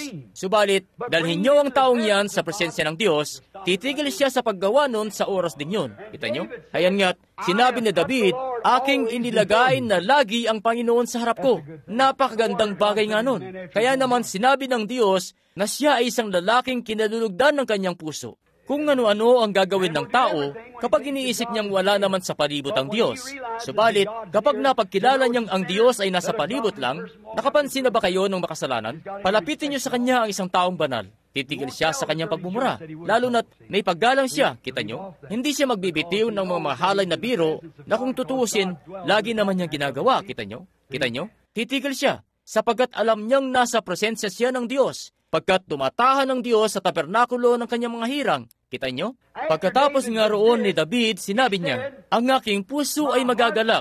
Gusto ko sanang mabasa nyo yun. Mga awit 16. Ang aking puso ay magagalak, at ang akin namang katawan ay tatahang tiwasay. Bakit? Magagalak ang aking puso dahil nasa harap ko sa tuwina ang Diyos. At ang akin namang katawan ay tatahang tiwasay, na kung ako'y mamatay, babangunin ako maguli, sapagkat hindi niya titiisin ang kanyang banal na makakita ng kabulukan. Niiiwan man niya ang kanyang kaluluwa sa impyerno. Kita nyo? Noon ngang inilagay ni David ang Diyos sa harap niya, di na nawaglit pa sa mismong diwa niya, nasa tuwin ay nasa presensya siya ng Diyos. Hanapin muna ninyo ang kaharian ng Diyos. Ngayon, makinig kayo, Iglesia. Mahal ko kayo, at nais kong pakinggan niyo akong maigi ngayon. Gaya ng laging sinasabi noon ni kapatid na Mactulog, may sasabihin akong isang napakahalagang bagay. Palagi niyong ilagay ang Panginoon sa harap ninyo, at huwag kayong gagawa ng anumang gawa na hindi niyo gagawin kapag nasa kanyang presensya, sapagkat nakamasid siya sa inyo. Kita niyo? Ang Panginoon ay nasa palibot lang ng mga nangatatakot sa Kanya. Siya'y nariyan lang sa tabi niyo mismo, at alam niya ang lahat ng ginagawa niyo. At dapat niyong mabatid yun. Kapag tila ba makapagsisinungaling kayo, huwag niyong ituloy. Alalahanin niyo, naririnig kayo ng Diyos. Kung tila ba makagagawa ka ng kahit katiting na pandaraya, huwag niyong ituloy. Nakamasid ang Diyos sa inyo. Kung tila ba mababanggit niyo ang kanyang pangalan sa walang kabuluhan, huwag niyo nang ituloy. Naririnig kasi kayo ng Diyos. Tila ba hihitit ka na ng sigarilyo? Nakamasid siya sa inyo. Kita nyo? Ayan nga siya. Inaawit-awit natin dati ang isang awitin. Sa pagtahak ko sa kalsada patungo sa tunay na tahanan ng kaluluwa, sa akin nga'y may nakamasid na mata. Sa bawat hakbang na tinatahak, nakadilat yaong dakilang mata. Sa akin nga'y may nakamasid na mata. Tandaan nyo, gayahin nyo si David. Ilagay ang Panginoon lagi sa harap ninyo. Nakikita nyo, magagalak ang inyong puso at inyong katawan ay tatahang tiwasay. Sapagkat ipinangako niya ito. Siya nga po, alam niyang siya'y babangon sapagkat ipinangako na iyon ng Diyos. Bueno, kapag papasok tayo sa kanyang presensya, mababago talaga tayo. Hindi na tayo tulad pa ng dati. Tunghayan nyo sa lahat ng nagdaang kapanahunan. Sa bawat katayuan sa buhay, ang tao. Tingnan nyo si Abraham. Sasabihin nyo, bueno, para lang sa mga ministro ang pagbabagong buhay. Oo, hindi ganoon. Para sa lahat, ang pagbabagong buhay. Kita nyo? Ngayon, si Abraham nga'y isa lang magsasaka. Subalit nang marinig niya ang tinig ng Diyos na nangungusap sa kanya at nakita ang pangitain yun, siya'y binagong tao na magmula noon. Inihiwalay nga niya ang kanyang sarili sa kanyang mga kaanak mula sa lahat ng mga kasakasama niya at lumakad bilang isang manlalakbay at isang dayuhan sa ibang bayan sa nalalabipan niyang buhay. Tumatahan sa mga tolda sapagkat buo sa loob niyang ipahayag na hinahanap niya ang isang bayang ang nagtayo at ang gumawa ay ang Diyos. Alam niyang may Diyos, at may isang bayan kung saan ang nagtayo at ang gumawa ay Diyos. Yun ang sinasabi sa atin ng mga Hebreo 11, na hinahanap niya ang isang bayan na ang nagtayo at ang gumawa ay ang Diyos. Siya ay binagong tao, gayong isa lang naman siyang hamak na magsasaka noon. Subalit, noong makita niya ang isang pangitain at makapasok sa presensya ng Diyos, binagong tao na nga siya magmula noon. Si Moises, ano pat isang pastol. Subalit, siya'y binagong tao noong pumaroon siya sa presensya ng Diyos. Isa siya noong duwag, nagtago siya kay Paraon, habang tugis-tugis ng isang hukbo sa likuran. Subalit, tangan lang ang isang tungkod sa kanyang kamay. Nagbalik siya at dinaig ang buong bansa. Kita nyo? Bakit? Pumasok siya roon sa presensya ng Diyos. Siya ay binagong tao, isang pastol. Si Pedro, isa lamang mangingisda. Walang alam tungkol sa pangingisda o walang alam tungkol sa Diyos. Kaya nga't ang tanging alam lang niya siguro'y kung papaano manghuli ng isda. Subalit, nung makaparoon siya sa presensya ng Diyos at nakita ang dakilang manlilikha na kayang lumikha ng isda, Noong kanyang sabihan siyang ihulog na yung mga lambat at tumandang hilain yon, walang anumang isda noon. Kaya hila lang niya ng mga lambat niya doon. Subalit sabi niya, sa iyong salita, Panginoon, nananampalataya akong ikaw ang anak ng Diyos. At kung iyong sinabi, kung iuhulog ko ang lambat, sinabi mo kasi sa akin na gawin ito. Sa iyong salita, sapagkat ikaw at ang iyong salita ay isa. Ayan nga't, iuhulog ko na ang lambat. At nang hatakin na niya yon, sabi niya, lumayo ka, Panginoon. Ako'y taong makasalanan, kita nyo? Isang mangingisda. Pero pagkatapos na makatagpo ni Pedro si Kristo, ay hindi na siya naging tulad pa ng dati. Siya, pagkatapos, ay naging napakatapat sa Diyos na ibinigay sa kanya ang mga susi ng kaharian. Siya nga po, si Pablo, isang nataguriang pariseo, edukado at sinanay sa lahat ng relihiyon na mayroon sa sanlibutan noong araw na yun. Isa sa mga pinakakilalang iskolar sa lupain. Subalit nang humarap siya sa haliging apoy isang araw sa Diyos na kanyang inuusig nang wala siyang kamalay-malay. Isa siyang pariseo. Hindi siya naniniwalang ang Diyos ay isang tao. Alam niyang isang haliging apoy ang Diyos. Pinangunahan nito ang kanyang bayan palabas ng Ehipto. Kasakasama nila ito noon pa mang simula. Subalit nang makita niya ang haliging apoy na yun, napasubasip siya at narinig niya ang isang tinig na nagsasabi, Saulo, bakit mo ako pinag-uusig? Sabi, sino ka baga, Panginoon? Sabi niya, ako si Jesus. Siya ay tao na nakapagsasabi, sa ano kayo nabautismuhan?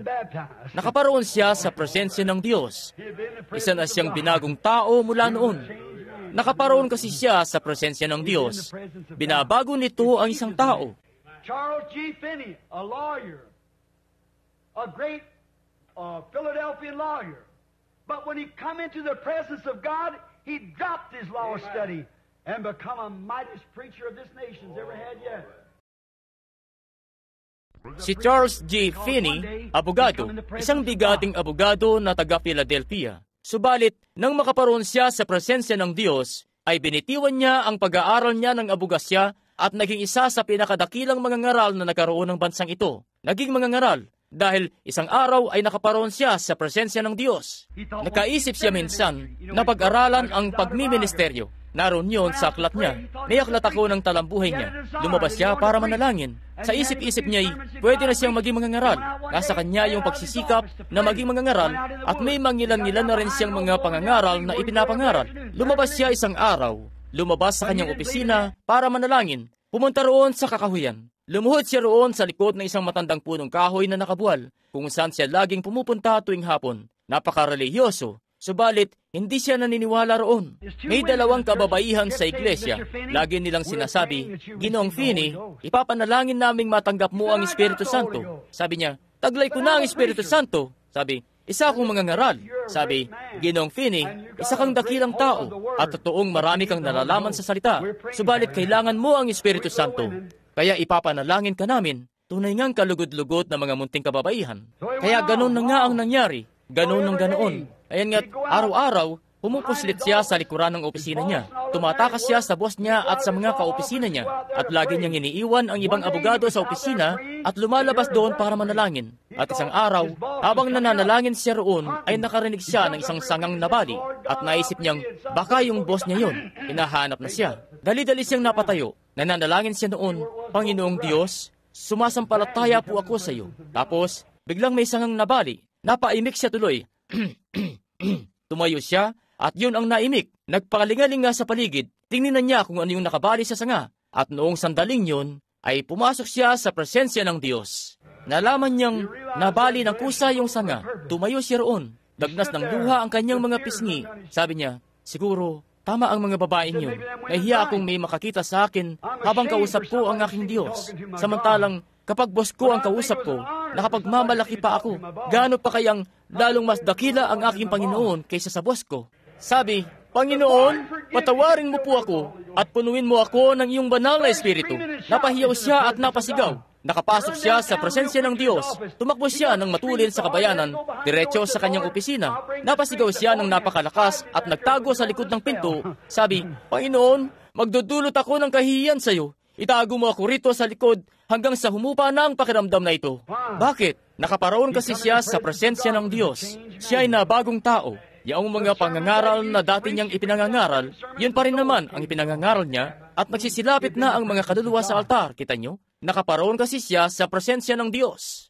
Si Moody, isang hamak na matandang sapatero, halos hindi kabisado, kahit ABC na ngayon. Siya nga, di magkaintindihan sa pagbabaybay niya ng pangungusap. May nagsabi tuloy sa kanya isang beses, ang hirap pong intindihin ng pagbabaybay niyo ng pangungusap, Ginoong Moody. Sabi niya, gayon pa man, nakaakay ako ng mga kaluluwa sa pagbabaybay na yan. Ayan nga't, isang araw, doon sa pahayagan, may isinulat na balita yung patnugot. Nagpunta muna si roon upang makita kung paano nakakapagtipon ng napakaraming tao ang lalaking yun. Kahit saan, kahit kailan. Bagamat pandakin, kalbo at kung ano-ano pa, ang haba-haba ng balbas, ang laki-laki ng tiyan, at terrible talaga ang itsura kung titingnan mo. Ayan nga't, nagsulat ang pahayagan ng artikulo tungkol sa kanya. Sabi doon, di ko mawari kung ano nga bang talaga ang nakikita ng mga taong yon kay Dwight Moody. Sabi, siya'y pangit, papiyok-piyok ang boses niya, abot dewang ang balbas, parang kalabasa sa kalbo. At sabi pa, papaano mangyayaring may pupunta doon para makita itong Moody na ito? Nakita nga nung katiwala ni Moody yung balitang yon, sabi, tingnan niyo po, Ginoong Moody, babasahin ko sa iyo yung nakalagay rito. Hindi kasi marunong magbasa si Moody, kaya sabi niya, babasahin ko sa iyo ang editorial. At yun na nga, nakipit balikat lang si Moody, sabi, talaga namang hindi ako. Dahil si Kristo ang pinunta nila roon para makita. Yun lang yun. Bakit? Nakaparoon na kasi siya sa presensya ng Diyos mula sa pagkumpuni ng mga swelas ng sapatos para may suot ng tao. Ngayon sinusuotan na niya ang mga tao ng panyapak ng ebanghelyo ng paghahanda. Bakit? Naroon na kasi siya sa presensya ng Diyos. Ganun nga. Isang munting babae minsan ang nakaparoon sa presensya ng Diyos. Isang hamak na makasalanan. Noong sandaling yun na napagkilala niyang naroon siya sa presensya ng Diyos, ang bawat kasalanan niya ay pinatawad at siya'y naging singdalisay at singputi ng isang bulaklak na liryo. Oh, naku, napakarami pa sana akong gustong banggitin ng mga ganong tao, pero wala na kasi tayong oras. Pero hayaan yung mangusap ako ng konti tungkol sa sarili ko. Meron kayang masasagwa pa kaysa sa akin? Masasagwa pa sa pinanggalingan ko? Galing ako sa pamilya ng mga lasinggo. Galing sa pamilya ng mga mamamatay tao. Galing sa pamilyang naglalako ng kontrabandong alak. At alam niyo yan. Alam yan ng bawat isa sa inyo. Alam kung anong klaseng reputasyon ang meron kami rito.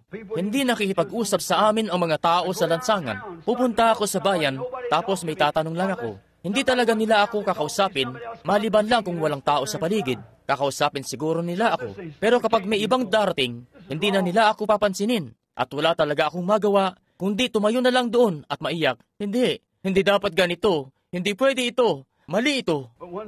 Subalit isang araw ay nakaparoon ako sa presensya ng Diyos. Binago niya ako at ginawa kong ibang-iba ng anak. Dinala ako ng biyaya niya sa kanyang presensya. Hindi ko na ninais pang iwanan ito. Maghihigit kumulang 30 taon na. Pero hindi ko talaga ito iiwan. Taglay-taglay ko na ang kasiguraduhan na lagi akong naroon. Maging kamatayan man mismo, ay hindi ako maihiwalay sa kanyang presensya. Hindi nga, ako'y mananatili sa kanya magpakailanman. Noon nga ang unang beses kong makita ang kanyang presensya, ako'y napaiyak gaya ni Isaias sa aba ko. Pagkatapos ay hindi po niya ako sa kanyang biyaya. Ako'y binago na. Yaong munting suwail na dati-rati kung saan-saan naglilimayon at kung ano-anong ginagawa at lahat na ay nabago. At magmula noong ako'y naging anak niya, magmula noon, inasam ko nang ibigay ang buong buhay sa kanyang gawain na kung mabibigyan lang ako ng 10,000 pang buhay, ayan nga't ibibigay kong lahat yun sa kanya. Itong nasa akin ay talaga namang tumatanda na. Magli-53 taong gulang na kasi. Mga 33 noon o 32 noon ay inukol ko sa Ebanghelyo. Kung may 10,000 buhay lang ako'y iukol kong lahat ng yun. Bakit? Noong panahon kasing yun na naroon ako sa kanyang presensya, ay napagtanto kong may isa na nagmamahal sa mga hindi karapat-dapat mahalin. May isang nagmamahal sa akin noong walang gustong magmahal sa akin. May isa na nagmamalasakit sa akin noong wala ni isang gustong magmalasakit sa akin. Niyakap ko ang kanyang krus. Niyapos ko yun ng husto. At ako at siya ay naging isa noong oras na yun. At magmula noon ay minahal ko siya. Pinahiran niya ang dibdib ko at ang puso ko ng kanyang dugo. Nung hipuin ako at patawarin ng aking makasalanan at nagagalak ako ngayong gabi dahil ako'y ibinilang na maging hirang niya. Hindi ko na kailanman na naisin pang lisanin itong makalangit na dako. Bagamat nariyan lagi ang manunuksong nanghihikayat at hindi sumusuko, ayan nga't ligtas na ako sa kanlungan ng Diyos at masaya sa kanyang pag-ibig at biyaya. Eto nga akong patuloy na namumuhay sa panig ng haleluya. Grabe, Pinagagalak nito ng husto ang puso ko.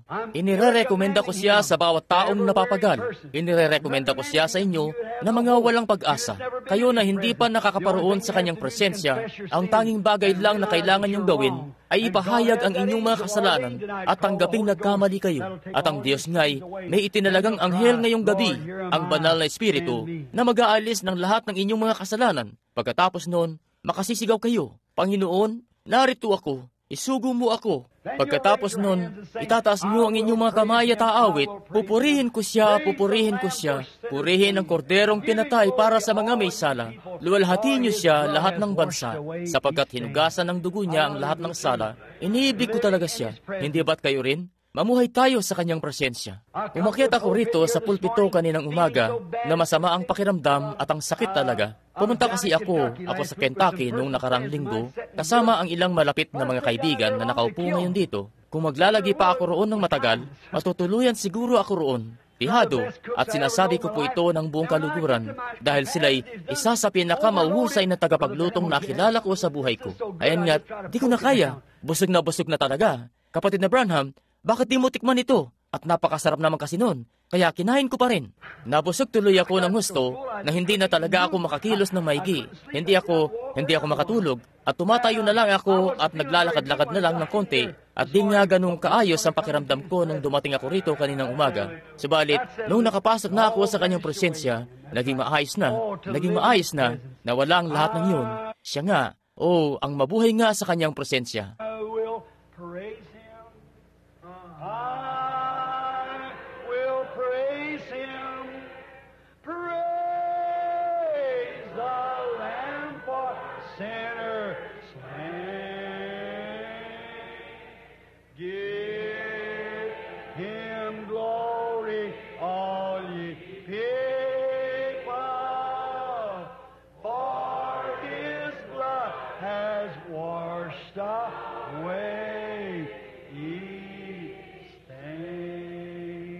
Let's bow our heads now. Iyuko natin ang ating mga ulo ngayon.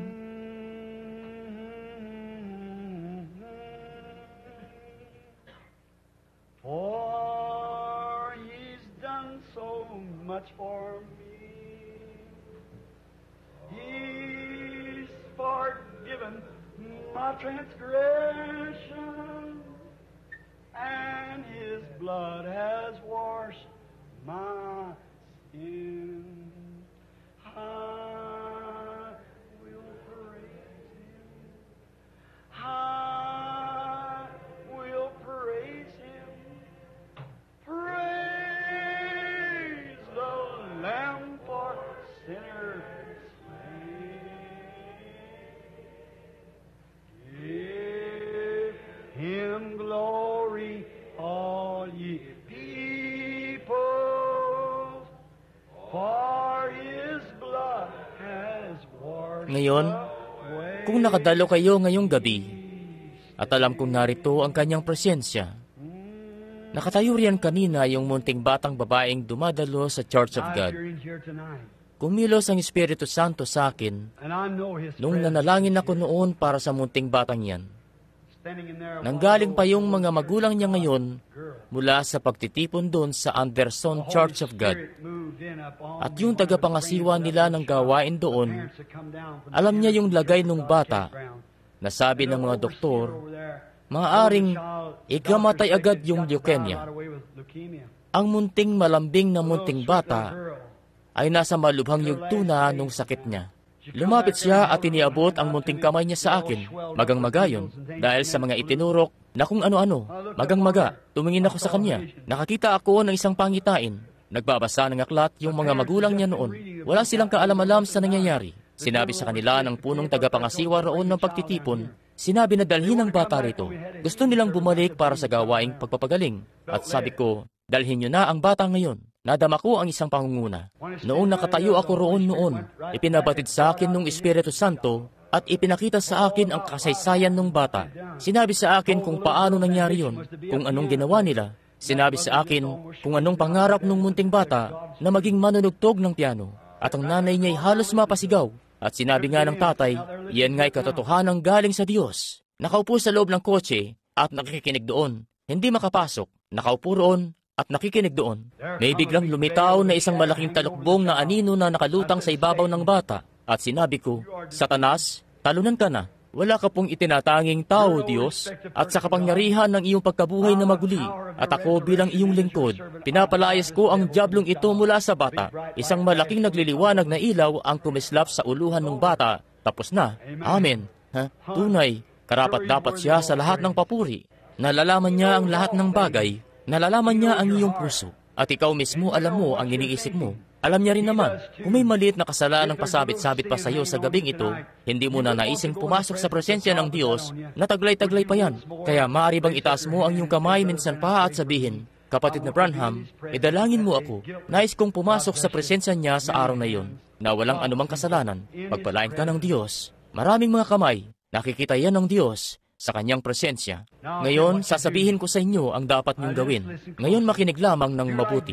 Gawin niyo ang gaya ng ginawa ni David. Ilagay niyo ang Panginoon sa harap niyo sa oras na ito mismo. Ilagay niyo ang Panginoon sa pagitan niyo at ng kasalanan yan. Ano man yang maliit na kasalanan yan na bumabagabag sa iyo. Pagsisinungaling man yan, pagnanakaw man, pag-iisip man ng masama, pagpapairal man ng init ng ulo, pag-inom man ng alak, paninigarilyo man, pagsusugal man, hindi ko alam, pagnanasa man, ano man yan, hindi ko alam. Ano man yan, ilagay niyo ang Panginoon sa harap niyo. At pagkatapos nun, ang inyong puso ay magagalak at ang inyong laman ay tatahang tiwasay, sapagkat nalalaman niyong nangako si Kristo na siya'y magbabangon sa huling mga araw. Sa pagparito niya, tayo'y magiging kawangis niya. Maaari niyo pang gawin ito ngayon habang nananalangin tayo? Makalangit naming Ama, natapos na po ang isang maiksit paputol-putol na mensahe ng pagod at lupaypay na lingkod. Gayunman, pinagbulay-bulay ang paksang ito ng pananahan sa presensya ng Diyos. Ayan nga't, nakita namin ngayong gabi ang naging dulot nito sa mga lalaking banal na lumapit sa iyong presensya, kung anong naging dulot nito sa kanila. Mga lalaking matuwid, dakilat, makapangyarihang mga propetang itinalaga ng Diyos at isinugo upang ipangaral ang salita. At noong makita siya ng mukhaan, ay nasubasib sila sa lupa na waring patay. Ano kayang gagawin namin sa araw na yon, Panginoon? Iniisip-isip namin ito. Pinagbubulay-bulay namin ito.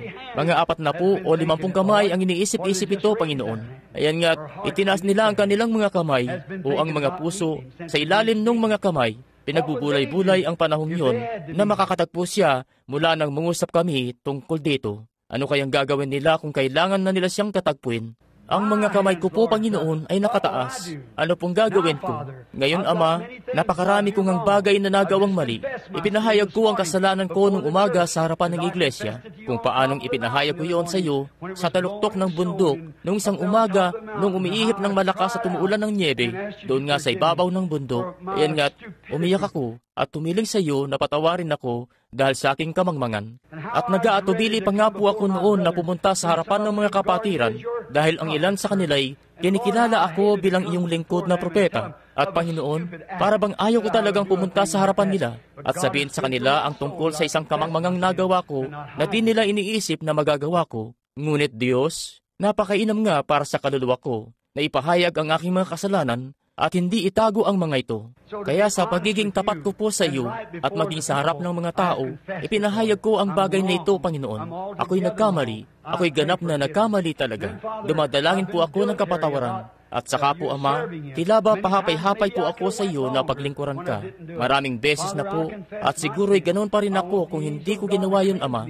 Ipinahayag ko ang aking mga kasalanan. Ninanais kong linisin ako ng anghel ng Diyos sa pagkakasalang yun sa pamamagitan ng dugo ni Jesus. Maraming iba pang mga kamay ang nagsisitaas ngayong gabi. Ang ilan sa kanila marahil ay hindi pa nakahingi noon ng tawad kahit minsan.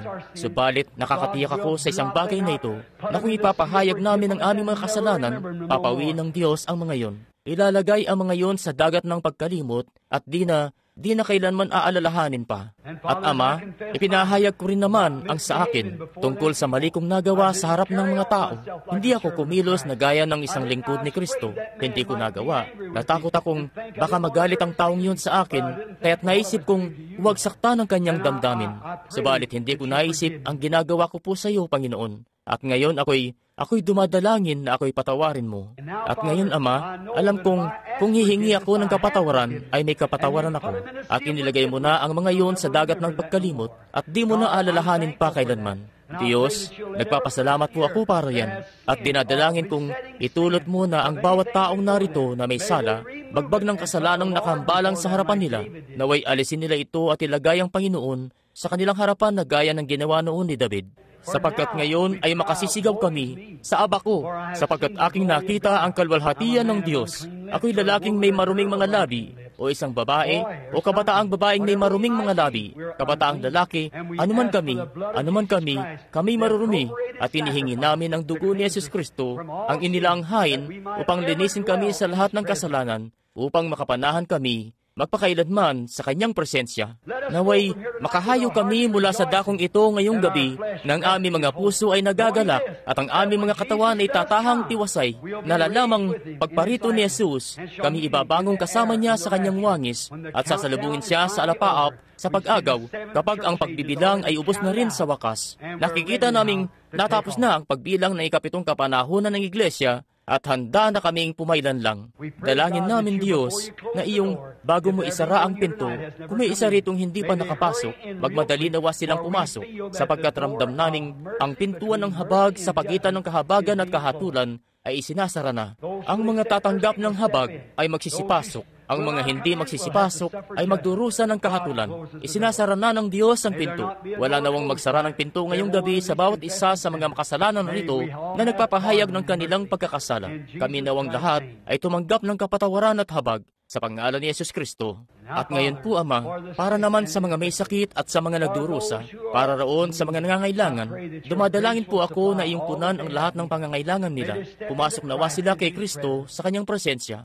Ilagay si Kristo. Si Kristo ang pangakong siya ay nasugatan dahil sa aking mga pagsalangsang, aking mga kasalanan, sa kanyang mga latay, at magaling na ako. Kung gayon, ilalagay ko ang Panginoon sa harapan ng aking mga karamdaman. Siya ay nasa aking kanan at hindi ako makikilos. Kaya naman, nakalalakad na ako ng may katapangan. Ipinahayag na ako'y pinagaling na. Sa kanyang mga latay ay pinagaling na ako. Ipagkaloob mo po ito, Panginoon, sa bawat isa sa kanila. At alam naming kung ipahayag namin sa aming mga puso at o sa aming mga labi at mananampalataya sa aming mga puso, kung gayon, makakamit namin ang mga inaasam namin. Sinabi mo, anuman ang sabihin ninyo, magsisampalataya kayong mangyayari at inyong kakamtin ang inyong sinabi. Sinasampalatayanan namin yun, Ama, at sumasampalataya kaming lilinisin mo kami mula sa lahat ng aming mga sala at pagagalingin sa lahat ng aming karamdaman at pagkakaloobang kami ng biyaya, Panginoon, upang mapaglingkuran ka namin. Samahan mo po ang mga taong ito. Marami sa kanila ang maglalakbay pa sa madidilim na daan ngayong gabi. Marami sa kanila ang maglalakbay ng maraming milya. Huwag mo pong pabayaang may mangyari sa kanila, Panginoon. Malayo pa ang kanilang pinanggalingan para makaupo rito at makinig sa paubos ng pagbibilang at makitang nalalapit na talaga kami sa wakas ng panahon. Ngayon po, hiniling ko sa kanilang humayo na ang Diyos ang inilalagay sa harap nila sa tuwina sa unahan nila, bago ang ano pa mang bagay, bago bumiyahe, bago kumilos ng kahit ano, bago sila gumising, bago sila mahiga, sa tuwina, bago sila matulog, saan man, unahin ng Diyos, sapagkat kung siya ay nasa aking kanan, ay hindi ako makikilos. At naway ang kanilang mga puso ay mga galak sa pagkakaalam na nakamtan na nila ang kanilang hiniling, sapagkat Diyos ang nangako at ang kanilang mga katawan ay tatahan sa tiwasay. Ipagkaloob mo po ito, Panginoon, sapagkat tinihiling namin ito sa pangalan ni Jesus Kristo. Amen. I will praise Him. I will praise Him. Praise the Lamb for sinners slain. Give Him glory, all ye people, for His blood has washed. Ngayon, sumasampalataya ba kayong inilagay na ninyo ang Panginoon sa pagitan nyo at ng inyong kasalanan? Sa pagitan nyo at ng inyong karamdaman? Sa pagitan nyo at ng inyong pagkakamali? Sa pagitan nyo at ng inyong mga gawi? Aking inilalagay na lagi ang Panginoon sa harap ko, at ako'y nasa kanyang presensya na. Sa susunod na tila magsisindi ako ng sigarilyo, ang Panginoon ay nasa harap ko. Sa susunod na para bang magnanasa ako, ang Panginoon ay nasa harap ko. Sa susunod na magsisimula akong magsabi ng anumang masama, ang Panginoon ay nasa harap ko. Sa susunod na magsimula akong magsalita ng masasamang bagay, ang Panginoon ay nasa harap ko at hindi ako makikilos. Amen. Mabubuhay ako sa Kanyang presensya sa bawat araw, sa aking mga pakikipag-ugnayan, bawat araw sa pakikipag-usap ko. Lalakad akong gaya ng nasa harap ko ang Panginoon, sapagkat ngayong gabi ay inilagay ko siya sa harap ko, hindi ako makikilos. You love Him? Now, let us stand up now. Amen. Iniibig niyo ba siya? Ngayon, magsitayo na po tayo ngayon. Oh, napakabuti ng pakiramdam ko. Pakiramdam ko'y para bang ayaw ko nang umuwi. At alam niyong may 25 minuto pa bago mag-alas 9, napaaga ko nang tapos ng 2 oras. Hindi ba't kamangha-mangha ito? Oh, grabe talaga. Subalit ngayon sa pag-uwi natin, lagi nating alalahanin, dapat nating dalhin ang pangalan ni Jesus sa tuwina bilang pananggalang sa bawat bitag. At kapag pumalibot sa atin ang napakaraming tukso, napilit tayong pinakakalimot doon, sambitin niyo lang ang banal na pangalang yun sa panalangin. The name of Jesus with you, child of sorrow and of woe, it with joy and comfort give you. Oh, take it everywhere you go. Precious name, oh, how sweet. Hope of earth and joy of heaven. Precious name, oh, how sweet, how sweet. Ilan ang nalulugod sa ating pastor, kay kapatid na Neville? Hindi ba't dapat tayong magpasalamat sa Panginoon? Dahil sa mabutit tapat na gaya niya na sa araw-araw, sumasampalataya sa Ebanghelyo, at napakainam ngang talaga ng kanyang patuloy na pagsunod sa mga utos ng Diyos at pangangaral ng salita at pagpapanatili ng kaaya-ayang espiritual na pakiramdam dito sa loob ng iglesia sa tuwina. Ayan nga, nakaparoon na ako sa East Coast, napunta na ng Timog, at pagkatapos West Coast, at sa Canada na rin. At hindi pa ako nakakahanap ng isang iglesyang kasing espiritual ng iglesyang ito rito. Ibang-iba na yung iba. Oo, napunta na sila sa pagkapanatiko, o kung minsan, para bang ang gulo-gulo ng gawain, o minsan, napakalamig na hindi man lang sila umiimik. Ganon nga. Ngayon, mahal nyo ba ang isa't isa? Oo, magkamayan tayo sa isa't isa at sabihin, purihin ng Panginoon, purihin ng Panginoon, purihin ng Panginoon, purihin ng Panginoon, purihin ang Panginoon, kapatid na babae, purihin ang Panginoon. Nagagalak akong nakaparito ka, kapatid na lalaki, purihin ang Panginoon, kapatid na babae. Pagpalain ka ng Diyos, bueno, pagpalain ka ng Diyos, sige, pagpalain ka ng Diyos, naintindihan ko ang pangangailangan mo, pagpalain ka ng Diyos, pagpalain ka ng Diyos. Take the name of Jesus with you as a shield from every snare. When temptations round you gather, Anong gagawin nyo? breathe that holy name in prayer. Precious name.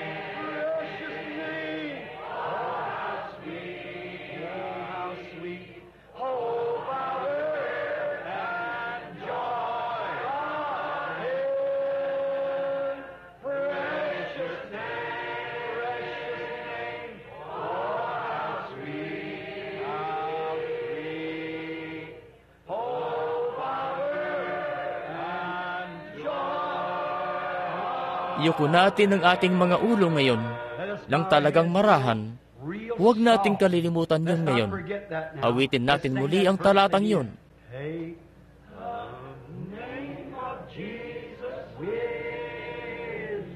Para saan? Kapag sinusubukan kayong bitagin ni Satanas,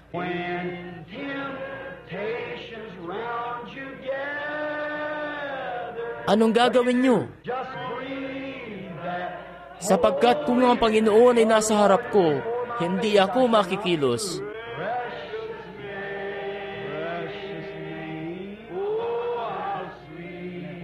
Kapatid na Neville,